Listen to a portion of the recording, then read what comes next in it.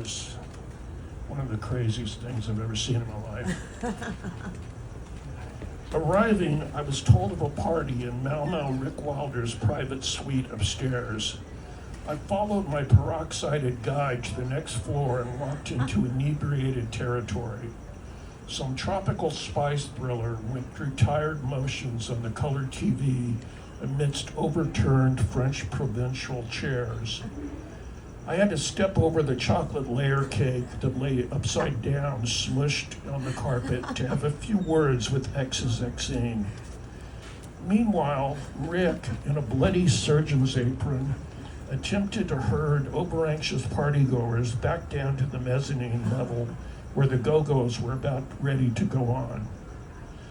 Kickboy, caught trying to liberate a bottle of Mums, was reprimanded by Rick and good-naturedly ground his heels into the cake icing beneath him. We were finally coerced into the stairwell, then the foyer, where dusted hippies mingled uneasily with punks. The Go-Go's took the stage. Well, I can say that I've heard them, but I still can't say that I've seen them. The band being totally obscured by a wall of sweaty, haphazardly costumed bodies. They sound strong and professional, but have absolutely no idea what their songs are about. Back in the foyer, a bare-chested long-hair, feeling somehow alienated, grabbed the nearest available person to use as a punching bag. Exene was in the wrong place at the wrong time and got a right cross to the jaw. Alice Bagg stepped into the breach. It was at about this time that the gentleman started kicking. In seconds, there was a mangled, unidentifiable mess on the floor. John Doe, Rod Mau, and Terry Bagg heaved the He-Man into a just-arriving elevator occupied by a sedate, middle-aged couple and their daughter. The doors closed and a problem was solved. Up next were the Mau, surprising everyone with their jarringly profane intensity. With the exception of the Germs and X, one of the angriest bands in recent memory.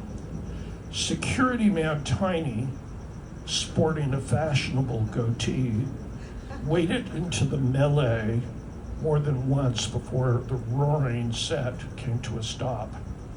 Some shuffled out through the debris only to be harangued over the mic by Kickboy for leaving before the Germs could perform.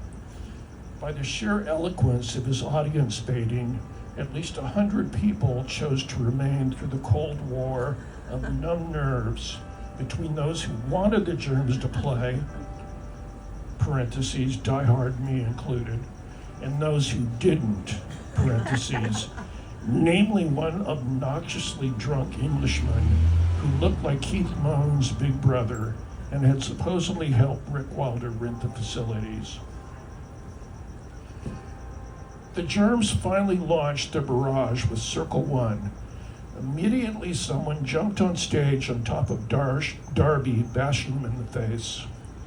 The festivities came to a halt again when the assailant was dealt with.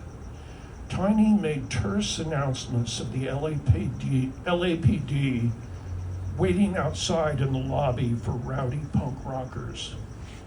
The PA plug was pulled and more lights and more fights erupted.